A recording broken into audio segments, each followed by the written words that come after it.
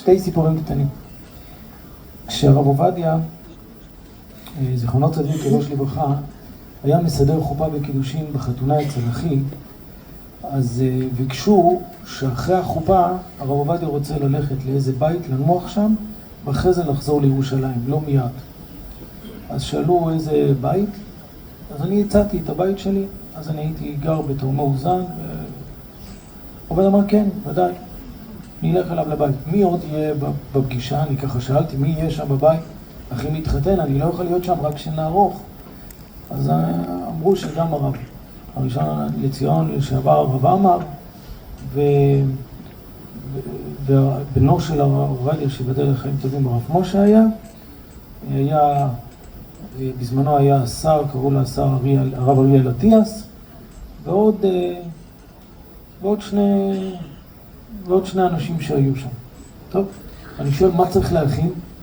אמרו לי כלום, אבל צריך שיהיה שם ש"ס זמין. בסדר? טוב, בדרך התקשרו, אמרו שיש קצת פקקים בדרך, אז אם אפשר, הרב עובדיה אמר שאני אערוך את הכתובה, וכשהוא יגיע הוא יסתכל על הכתובה ואז הוא יתחיל את החופה. אני ערכתי את הכתובה, כתבתי את הכל, ודרך הטלפון הרב עובדיה אמר, אני אהיה גם מסדר חופה וגם עד, וצריך רק עוד עד אחד. אז תשאיר, טוב, תמיד הוא היה אוהב להיות עד בעצמי. טוב, סידרתי את הכל. כשהרב עובדיה הגיע היה דוחק מאוד גדול. הרב עובדיה נכנס לאולם, הוא לקח את הכתובה, הוא אמר, מי כתב את הכתובה? טוב, באתי, מסתכל על הכתובה בשיא הדוחק, בשיא הלחץ, ועבר על הכל, אמר, עכשיו אפשר לצאת לחופה. אני חשבתי, הרב עובדיה אמר לי, אז בסדר, מה? לא, יש אחריות. יש אחריות, אני מסדר חופה וקידושין, אני צריך לבדוק, זה לא משנה הלחץ, זה לא משנה השעה, זה לא משנה שום דבר.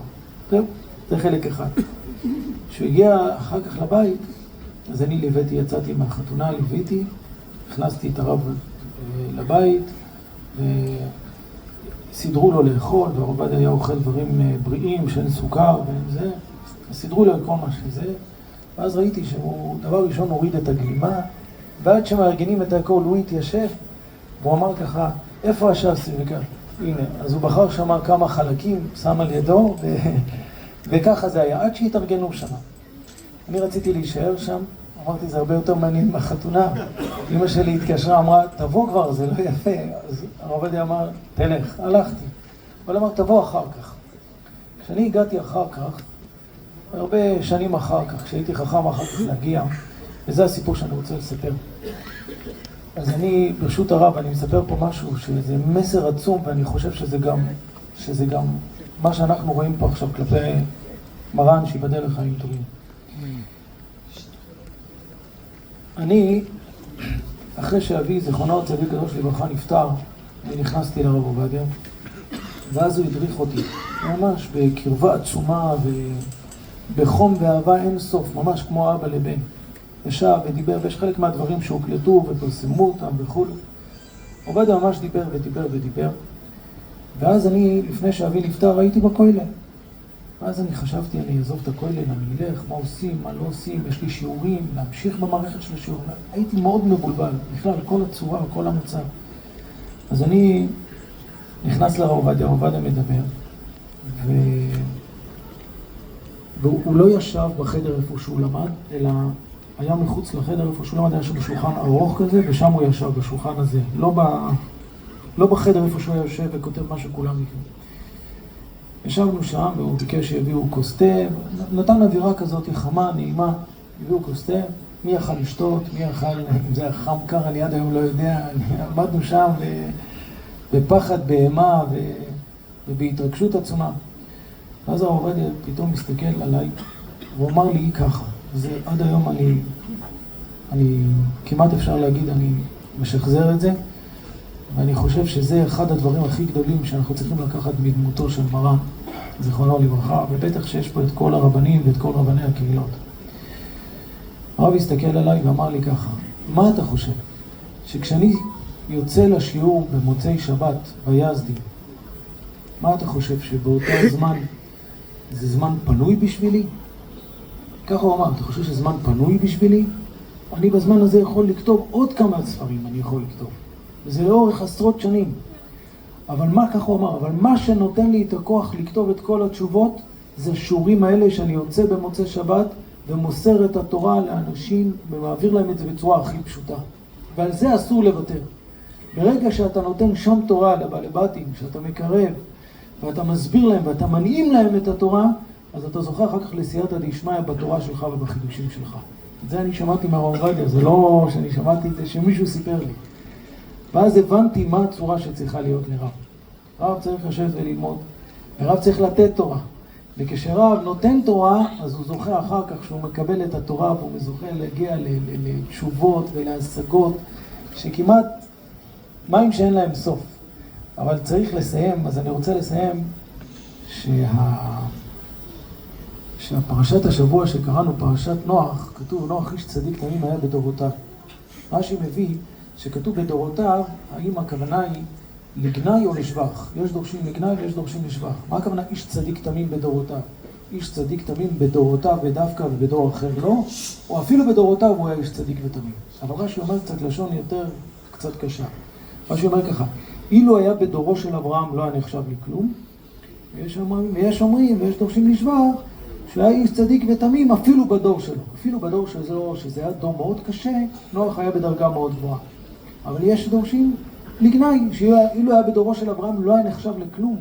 מצד אחד כתוב עליו איש צדיק תמים היה בדורותיו, ומאידך יש דעה שדורשת שאילו היה בדורו של אברהם לא היה נחשב לכלום. אז מי זה הנוח הזה? נוח זה איש צדיק תמים, או אילו היה בדורו של אברהם לא היה נחשב לכלום? זו מחלוקת מאוד קוטבית על אותו אישיות, ועם מילים מפורשות בתורה, שכתוב שם שהוא איש צדיק תמים. לא אפשר להסביר את זה כך. נוח, הוא היה איש צדיק תמים, אין ספק בזה. הוא נולד מהול. מתי שהוא נולד, הפסיקה האדמה להוציא קוצים ודרדרים. זה מגלה על שלמות הבריאה. אבל ברגע שנוח נמצא בדור מקולקל, ונוח לא מתפלל על הדור שלו, אז אברהם אבינו לימד אותנו שכשאדם יודע משהו ומכיר את הבורא, הוא לא יכול להשאיר את זה אצלו. הוא צריך להעביר את זה הלאה. אם אתה לא מעביר את זה הלאה, אתה כלום.